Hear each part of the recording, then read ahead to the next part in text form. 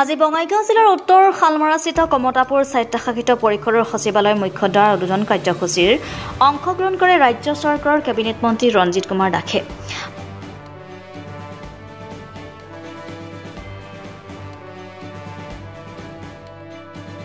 পঞ্চায়ত গঠনক লৈ বিজেপি আৰু অগপৰ মাজত মিত্ৰতাই ফাট মেলিছে নেকি সোধা প্ৰশ্নৰ উত্তৰত ৰাজ্য চৰকাৰৰ মন্ত্ৰী ৰঞ্জিত কুমাৰ দাসে মন্তব্য কৰি কয় যে বিজেপি আৰু অগপৰ মিত্ৰতাত কোনো ফাট মেলা নাই। পঞ্চায়তত যি দলে অধিক আসন লাভ কৰিছে সেই দলে পঞ্চায়ত গঠন কৰিছে।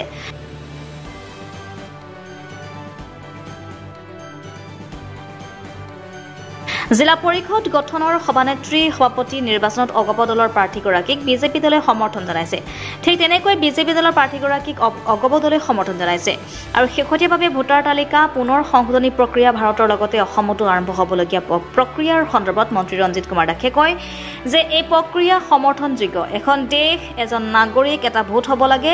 নিৰ্বাচন আয়োগৰ এই সিদ্ধান্ত আদৰণীয়।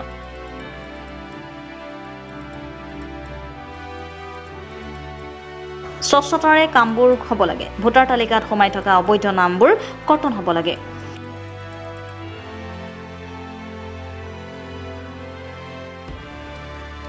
অভয়াপুৰীৰ পৰা আজিজুল ইছলামৰ ৰিপৰ্ট, অৰুণোদয় অসম।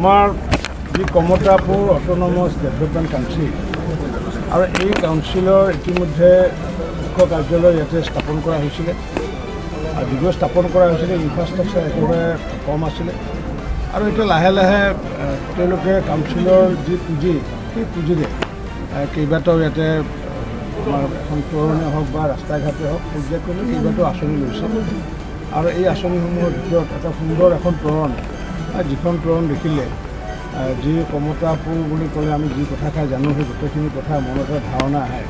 তেনেকুৱা তৰণ এখন আজি মোক উদ্বোধন কৰিবলৈ আমন্ত্ৰণ জনাইছিলে আৰু সেইকাৰণে তেওঁলোকৰ আমন্ত্ৰণৰ আধাৰত মই আজি সেইখন উদ্বোধন কৰাৰ লগতে এওঁলোকৰ যি সমস্যা আছে, কিছু সমস্যা বা অভাৱ অভিযোগৰ কথাও মই আলোচনা কৰিছোঁ। যিহেতু মই ইয়াতে অভিভাৱক মন্ত্ৰী আৰু বঙাইগাঁও জিলাৰ অভিভাৱক মন্ত্ৰী হিচাপে তেওঁলোকে যিমানখিনি কথা মোৰ আলোচনা কৰিছে সেইখিনি কথা মাননীয় মুখ্যমন্ত্ৰী ডাঙৰীয়াৰ লগতে আৰু যিসমূহ বিভাগীয় মন্ত্ৰী আছে বিভাগীয় মন্ত্ৰীসকলৰ আলোচনা কৰি আগন্তুক দিনত এই কমতাপুৰ অট'নমাছ কাউন্সিলে যাতে সমগ্ৰ অসমতে সুনাম যাতে আনিব পাৰে তাৰ কাৰণে নিশ্চিত ওপৰত তেওঁলোকেও প্ৰয়াস কৰিব আৰু আমাৰ অসম চৰকাৰৰ হৈ ইতিমধ্যে মাননীয় মুখ্যমন্ত্ৰী ডাঙৰীয়াৰ শুভাশীষ আছে আৰু ময়ো অভিভাৱক মন্ত্ৰী হিচাপে তেওঁলোকক সহায় কৰিম। ছাৰ অন্য এটা প্ৰসংগলৈ মই আহিছোঁ। দুৰ্নীতিমুক্ত অসম, আপোনাৰ নিৰ্দেশত এটা তদন্ত হৈছিলে বঙাইগাঁও পৌৰসভাৰ 15 লাখ টকাৰ খেলি মেলি। এয়া দহুৱা কমিশ্যনাৰ ছেক্ৰেটাৰীকো পঠোৱা হৈছিলে ৰিপৰ্টত 15 লাখ টকাৰ খেলি মেলি। এতিয়ালৈকে কিয় ব্যৱস্থা লোৱা হোৱা নাই? এতিয়া মই ৰিপৰ্টটো আপোনাৰ পৰাহে শুনিলোঁ। হয়, মই আজিলৈ যোনে ধৰক এনকুৱাৰী কৰিছিলে তেওঁলোকৰ প্ৰথম ডিউটি আছিলে কি যে মই যিহেতু এনকুৱাৰী কৰিব দিছিলোঁ গতিকে মোক জনাব লাগিছিল। গতিকে নিশ্চিত ওপৰত হয়তো ইয়াতে সম্পূৰ্ণ এনকুৱাৰী হয়তো সম্পূৰ্ণ হোৱা নাই, যাৰ কাৰণে হয়তো মোক জনোৱা নাই। ছাৰ হৈছে বুলি জনাইছে আপোনাক জনাব। মই হৈছোঁ ইয়াৰে গাৰ্জেন মন্ত্ৰী, মই এনকুৱাৰী কৰিব দিছিলোঁ। তো মোক যিহেতু এতিয়ালৈ অফিচিয়েলি জনোৱা নাই গতিকে মইতো এতিয়া আনঅফিচিয়েল কথাৰ ওপৰত বক্তব্য দিব নোৱাৰিম। গতিকে চৰকাৰী কাম কাজৰ বিভিন্ন ধৰণৰ প্ৰক্ৰিয়া থাকে। তাৰ প্ৰক্ৰিয়াৰ আধাৰত আমাৰ চৰকাৰখনে ইতিমধ্যে আপুনি দেখিছে মাননীয় মুখ্যমন্ত্ৰী ডক্টৰ হিমন্ত বিশ্ব শৰ্মা ডাঙৰীয়াৰ নেতৃত্বত ইতিমধ্যে সকলোবোৰ কাম ট্ৰেন্সপাৰেণ্টলি কৰাৰ কাৰণে যিমান প্ৰচেষ্টা হাতত লৈছে পূৰ্বতে এনেকুৱা প্ৰচেষ্টা হাতত লোৱা হোৱা নাছিল। আজি ড্ৰাগছৰ ক্ষেত্ৰতে হওক, গড় হত্যা কৰাৰ ক্ষেত্ৰত হওক, আজি ক্ৰাইম ৰেট আজি অসমত কমি গ'ল। আজি অসমত এক আন্দোলন বৰ্জিত পৰিৱেশ আৰু এই ক্ষেত্ৰত সকলো দল সংগঠনে সহায় কৰিছে। গতিকে আমি অসমখনত দুৰ্নীতিমুক্ত কৰাৰ লগতে শান্তিপ্ৰিয় অসম আৰু লগতে প্ৰগতিশীল অসম নিৰ্মাণ কৰাৰ কাৰণে মাননীয় মুখ্যমন্ত্ৰী ডাঙৰীয়াৰ নেতৃত্বত যি কাম ধাৰাবাহিকভাৱে চলি আহিছে সেই ধাৰাবাহিকতা ৰক্ষা কৰাৰ স্বাৰ্থত বিভিন্ন ধৰণৰ এনকুৱাৰী হওক, তদন্তই হওক বা দুৰ্নীতি হওক সকলোবোৰ আগন্তুক দিনত নিশ্চিত ৰূপত বিহিত ব্যৱস্থা লোৱা হ'ব। পঞ্চায়তৰ গঠন সময়তো পঞ্চায়ততো নিৰ্দলীয় থাকিলে পঞ্চায়ত গঠনৰ কাৰণেতো আল্টিমেটলি তাততো কোনো ধৰণৰ কথা নাহে। আঞ্চলিক পঞ্চায়ত যাৰ শক্তি বেছি আছে তেওঁলোকে গঠন কৰিছে, ক'ৰবাত AGP কৰিছে বা BJP কৰিছে। জিলা পৰিষদৰ ক্ষেত্ৰত ইয়াতে যিহেতু অসম গণ পৰিষদৰ সংখ্যা বেছি আছিলে, গতিকে অসম গণ পৰিষদৰ এতিয়া তেওঁলোকে জিলা পৰিষদৰ চেয়াৰমেন মৃদুলা সিংহক নিৰ্বাচিত কৰিছে।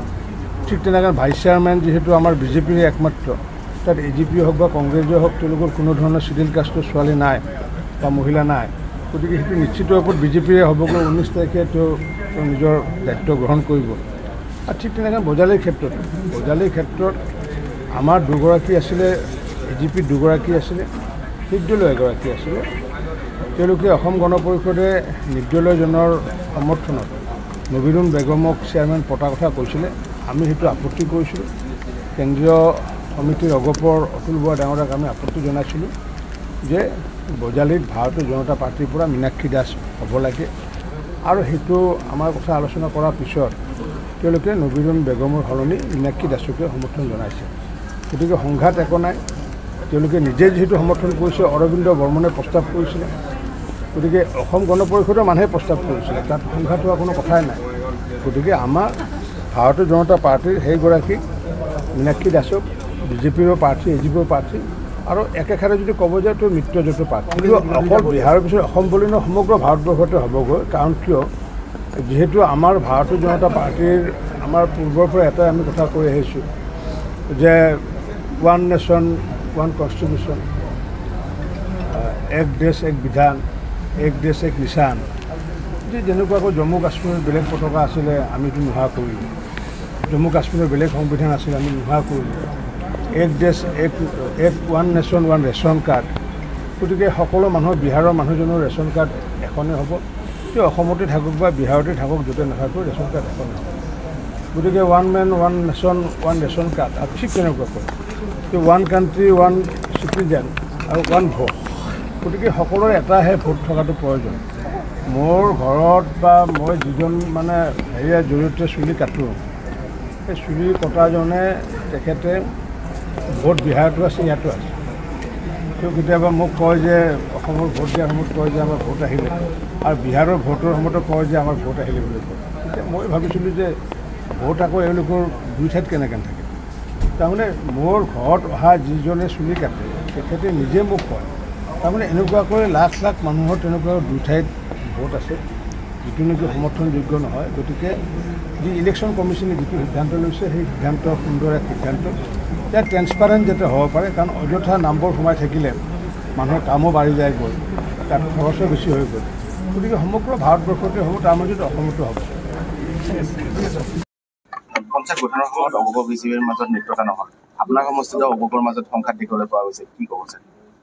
সংঘাত পঞ্চায়তৰ গঠন সময়তো পঞ্চায়ততো নিৰ্দলীয় থাকিলে পঞ্চায়ত গঠনৰ কাৰণেতো আল্টিমেটলি তাততো কোনো ধৰণৰ কথা নাহে। আঞ্চলিক পঞ্চায়ত যাৰ শক্তি বেছি আছে তেওঁলোকে গঠন কৰিছে, ক'ৰবাত AGP কৰিছে বা BJP কৰিছে। জিলা পৰিষদৰ ক্ষেত্ৰত ইয়াতে যিহেতু অসম গণ পৰিষদৰ সংখ্যা বেছি আছিলে, গতিকে অসম গণ পৰিষদৰ এতিয়া তেওঁলোকে জিলা পৰিষদৰ চেয়াৰমেন মৃদুলা সিংহক নিৰ্বাচিত কৰিছে। ঠিক তেনেকৈ ভাইচ চেয়াৰমেন যিহেতু আমাৰ BJPৰে একমাত্ৰ, তাত AGP হওক বা কংগ্ৰেছৰ হওক তেওঁলোকৰ কোনো ধৰণৰ চিডিউল কাষ্টৰ ছোৱালী নাই বা মহিলা নাই। গতিকে সেইটো নিশ্চিত ৰূপত BJPৰে হ'বগৈ। 19 তাৰিখে তেওঁ নিজৰ দায়িত্ব গ্ৰহণ কৰিব। আৰু ঠিক তেনেকৈ বজালীৰ ক্ষেত্ৰত আমাৰ দুগৰাকী আছিলে, AGP দুগৰাকী আছিলে, নিৰ্দলীয় এগৰাকী আছিলে। তেওঁলোকে অসম গণ পৰিষদে নিৰ্দলীয়জনৰ সমৰ্থনত নবীৰুণ বেগমক চেয়াৰমেন পতাৰ কথা কৈছিলে। আমি সেইটো আপত্তি কৰিছিলোঁ।